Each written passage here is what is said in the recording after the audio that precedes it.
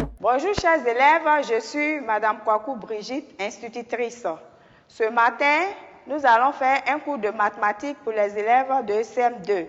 Le cours portera sur les unités de mesure agraires. Dans un premier temps, nous identifierons les unités de mesure agraires et dans un second temps, nous établirons le tableau des unités de mesure agraires. Mais avant de commencer la leçon de ce matin, nous allons faire un petit rappel sur la leçon précédente. Alors, cite les unités de mesure d'air. Les unités de mesure d'air sont le kilomètre carré, l'hectomètre carré, le décamètre carré, le mètre carré, le décimètre carré, le centimètre carré et le millimètre carré. OK? Alors, si nous avons fait notre petit rappel, nous allons passer à notre séance du jour. Nous allons lire cette petite situation pour introduire la séance. OK? On suit bien la situation que je vais lire. Un groupe d'élèves visite le parc national du Banco. Ils lisent sur une pancarte 3000 hectares de forêt protégée. N'ayant pas d'informations sur cette nouvelle unité de mesure, ils consultent leur maître. OK? Alors, quelle est l'étendue de la forêt? Oui, l'étendue est de 3000 hectares. Que savez-vous de l'hectare? L'hectare est une unité de mesure agraire, c'est bien. Alors, et les autres unités de mesure agraire? Oui. Les autres unités de mesure agraire, nous avons l'ar, oui, et centiare. OK? Donc, si on comprend bien les unités de mesure agraire, nous avons l'hectare, l'ar et le centiare. OK? C'est bien. Il faut savoir qu'au niveau des unités de mesure agraire, nous n'avons que 3 qui sont l'hectare, l'ar et le centiare. OK? Alors, puisqu'on connaît les unités de mesure agraire, est-ce que vous savez à quoi cela sert? Les unités de mesure agraire, lorsque vous entendez agraire, la notion d'agraire nous ramène à l'agriculture.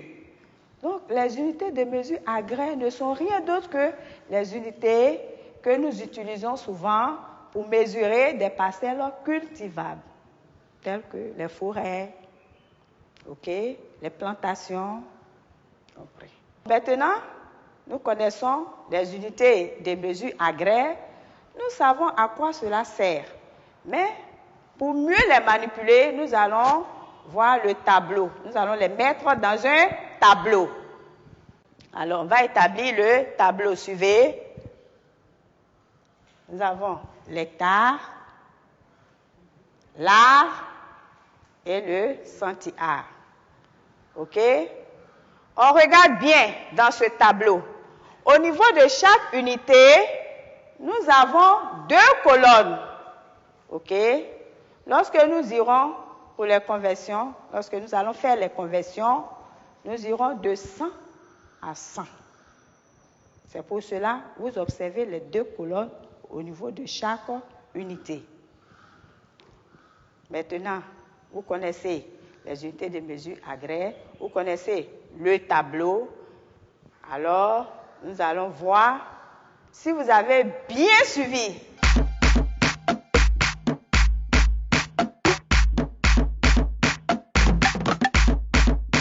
Parmi ces unités de mesure, entoure celles qui sont des unités de mesure agraire.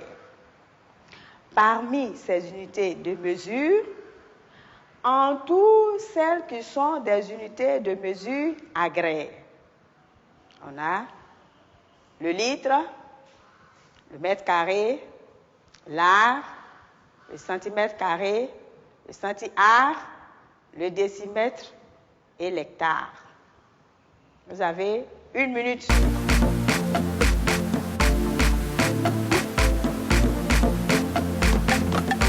Ok, on passe à la correction. Le litre, non, il ne fait pas partie. Le mètre carré, non plus. Là, oui, nous l'avons vu tout à l'heure dans le tableau. On l'entoure. Okay. Le centimètre carré, non, il ne fait pas partie des unités de mesure agréées, on le laisse. Ok. Le centi-art, on a vu dans le tableau tout à l'heure, alors on l'entoure. Ok. Le décimètre, il n'en fait pas partie, on le laisse.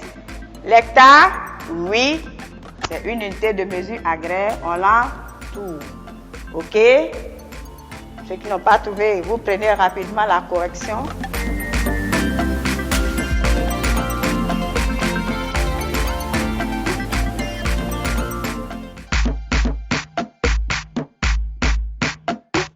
Il s'agit de compléter ce tableau. Dans le tableau, nous avons l'art, mais nous n'avons pas les autres unités. Alors, complète. Vous avez 1 minute encore pour faire ça rapidement. Ok, passons à la correction. Alors, on a là. Avant là, quelle est l'unité qui est là? L'hectare, oui. Après là, on a le centi-art, oui. Ok, c'est très bien. Vous avez compris la leçon.